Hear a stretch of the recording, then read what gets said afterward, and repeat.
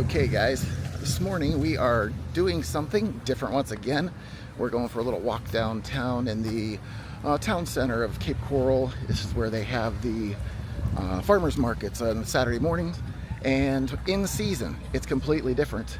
In this video we're specifically going to be talking about 10 ways that Florida changes when the seasonal visitors arrive. So this is one of the things that happens, and I want to take you down here and give you a little gander at what to expect when you come here.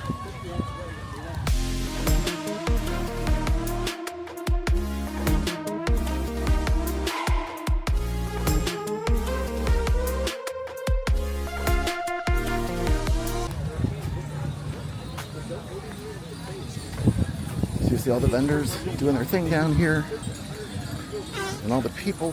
This is one of the things that we definitely experience, is all the extra people in the area wanting the services, wanting the experiences, and we're going to be talking about how that affects your life on a daily basis this time of year. So I was going to do a pros and cons list on this, but the problem is, as most of the residents of the area will agree, the only pro that we can take out of it is the fact that there's an increase of income that comes into the area, and the rest of them, well, that's where we're going to go down the cons list. So first thing you're going to notice is we're going to have an increase in traffic congestion. It absolutely happens everywhere, and I'll get you some more examples of that, but you saw already the parking lots were starting to fill up. It's been raining all morning, so to even be able to do this right now and have the number of people out here is encouraging. But you will be experiencing this extra congestion no matter where you go. There was an accident on the way here. Didn't get the camera out fast enough to be able to share that with you, but people don't really want to see accidents anyway, do they? Okay, so another one of the changes that happens here as well is the cost of living. It does change. It gets a little bit more expensive. Whether you're going to go for rental cars, you're going to stay at a hotel, you want to rent a boat, if you want to go to dinner, even the cost of gas and food in the stores is going to be slightly higher because the demand is slightly higher. What we're doing now is we're walking down. This is 47th. So 47th Terrace is where you're going to find many of the restaurants. This restaurant right here, Big Storm, was shut down, and it's actually going to be coming back as a whole new franchise.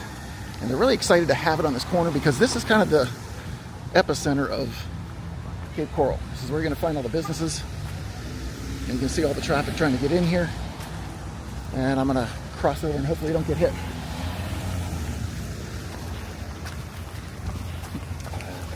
Okay. Now another thing you're going to notice is the rental market competition.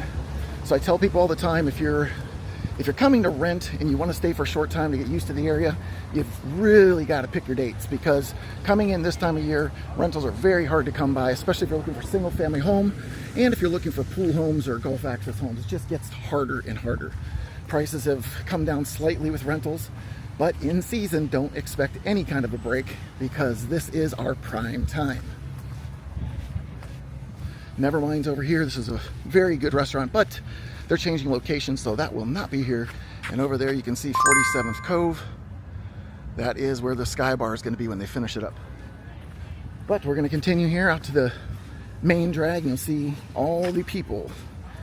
The other thing that happens is, and this is number 4 on the list. Again, this was a top 10 list. I'm not necessarily going to name them out as we go, but the next one is the strain on the healthcare services. And you can imagine that going to a hospital is going to have a longer wait, waiting for a doctor, getting an appointment. So what we try to do when we're here is we try to get all that stuff out of the way before season starts, so that we're not affected by the longer waits and issues that come with that extra strain. Another thing is environmental stresses. Yeah, there's more pollution, whether it's from the vehicles, whether it is people just dropping crap all over the place. You can see we have our waste bins here. Do they use them? So far so good, right? But we're still early in the day, so we'll see how that changes as it goes. I'm going to try to hop up to Fisherman's Village later and show you what that looks like.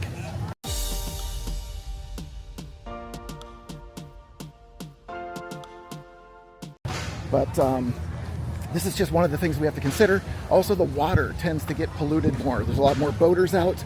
Garbage does get out. People are maybe not as courteous as they should be, but those things will happen.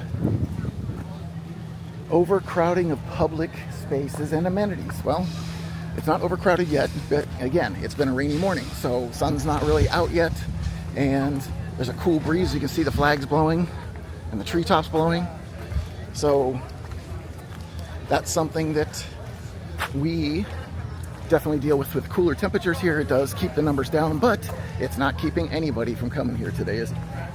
As you can see, another one of our concerns here is parking. Parking becomes very difficult this time of year. I had a friend tell me she was driving around what would normally be a regular parking lot day. She had to drive around 3 times just to find a spot. And as you can see, there's plenty of cars around here just looking for a spot as well. These folks here have been around a couple times. But you can see they're even in the no parking loading zones. That's just what happens. Now, there are seasonal fluctuations in business as we go through this time, and what some of those things are is you have to think about things like the Waste Pro, garbage pickup. There's a lot more homes being serviced with the garbage, and we also have the emergency services like the firefighters and EMS. All those things, there's a little bit more strain on it, a little bit more of a fluctuation because of the fact that there's more people to attend to. Now there's the crowd up there, see it?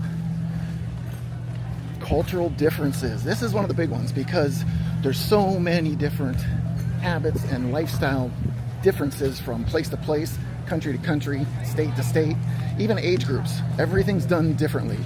So we have to consider that when they come into our area, they kind of want it the way that they had it back home. Just like our fear of having some people from other states move here and bring their thought processes. Well, it's the same thing when we have season. We can't stop it from happening.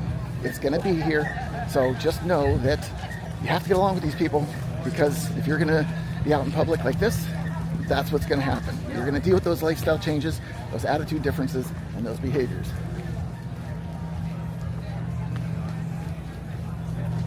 And the other reason behind all that is these folks are here on vacation mode.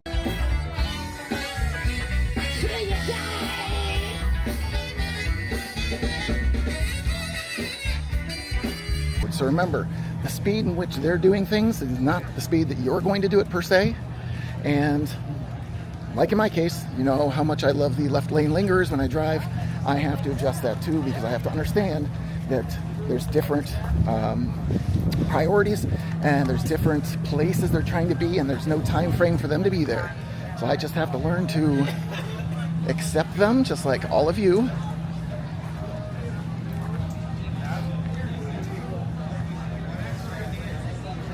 Okay, there's also an impact on the local infrastructure. And what I mean by that is we have to think that the electrical service, the water service, the internet, all that stuff is affected by this because there's so many more people using it. So there's a drain on the system, and we're actually experiencing slight drought up in the northeast where the wells are. They're starting to dry up.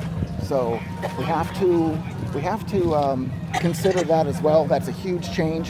So if you have a reduced water pressure, if your internet's been dropping out, I've had to set my router a couple times this past week just because it was problematic. I wasn't getting my download speeds, and as soon as I rebooted it, it seemed to work. I was told that it's because of all the connecting of new services and things in the area. I don't know. I don't know if that's true or if that's just BS, but there is more of a strain put on the services because of the influx of people.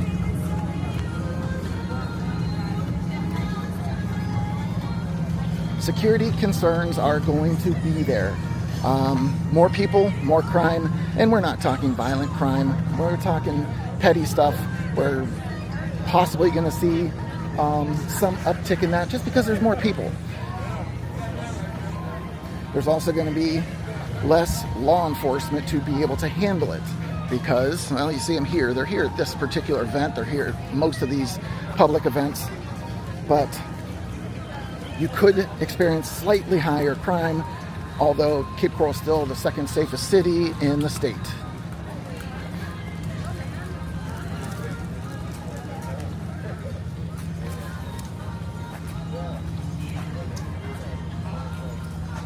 All right, so that's a little bit more about the 10 ways that your life could change when the seasonal visitors arrive in Florida.